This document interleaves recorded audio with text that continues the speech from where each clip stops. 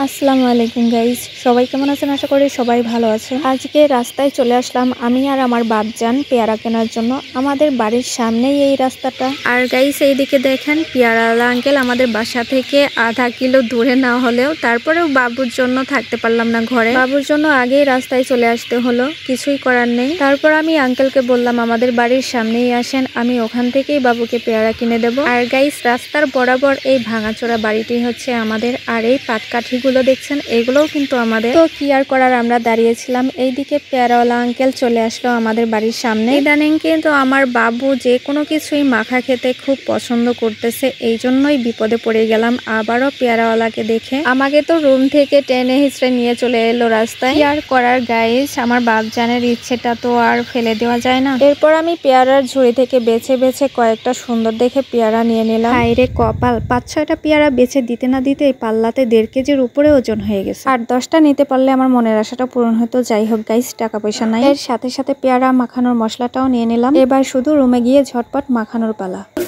এই তো গাইস দেখুন, আমাদের বাড়ির সামনে রাস্তায় হচ্ছে পেয়ারাওয়ালা আসছিল। আমরা সেখান থেকে যে এখানে হচ্ছে 1.5 কেজি পেয়ারা কিনলাম।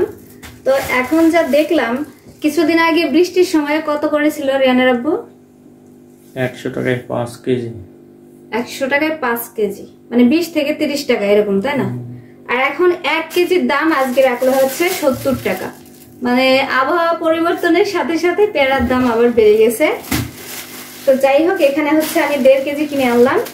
আর এখন বাবু বলতেছে যে আমাকে হচ্ছে পেয়ারা মেখে দাও, তাই এই জন্য আমি হচ্ছে সবকিছু গুছিয়ে নিলাম। বাবুকে হচ্ছে পেয়ারা মেখে দেবো। এই তো দেখুন, তো এই প্যাকেটগুলো খুলে হচ্ছে আমি প্রথমে ধুয়ে নেব। তো গাইস এখন হচ্ছে আমি এই পেয়ারাগুলো ভালো করে ধুয়ে নেব।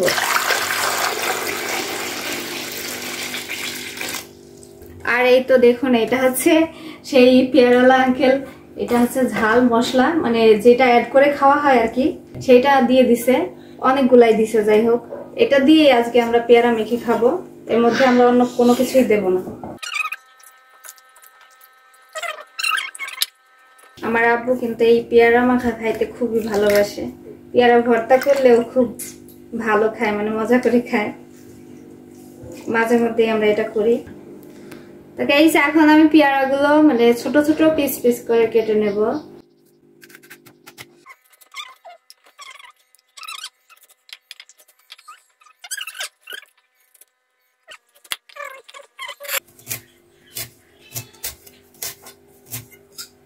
এই দেখো, এইভাবে কেটে নিতে হবে ছোট ছোট করে।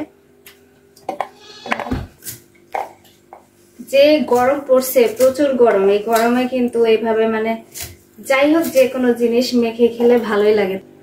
এই তো গাইস দেখুন, 3টে পেয়ারাই আমার হচ্ছে কাটা হয়ে গেছে।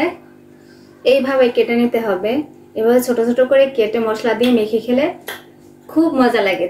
তো এখন হচ্ছে আমি মশলাগুলো দিয়ে দেবো এর মধ্যে। এই দেখুন গাইস, এই হচ্ছে পেয়ারা মাখানোর মশলা। ওনারা হচ্ছে এই পেয়ারাও বিক্রি করতে আসে, আবার এর সাথে এই মশলাগুলো মানে এমনিতেই ফ্রি দেয়। যদি কেউ কেটে খেতে চায় তাহলে তাকে কেটে মশলা দিয়ে মেখে দেবে। তো এই আমি এখন দিয়ে দিচ্ছি এই মশলাটা। বেশি করে দেবো বাবুরা?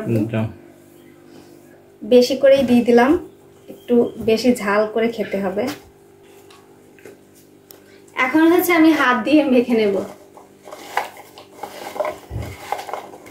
এর চেয়ে অনেক ভালো হয় একটা গাবলার উপরে যে প্লেট দিয়ে ঢেকে মানে ঝাঁকালে হচ্ছে এভাবে কিন্তু মাখা যায়। দেখুন এভাবে হয়ে যাবে। তার চেয়ে ভালো আমি হাত দিয়ে হচ্ছে মেখে দিই। সিম্পল ব্যাপার, তাই না আব্বু?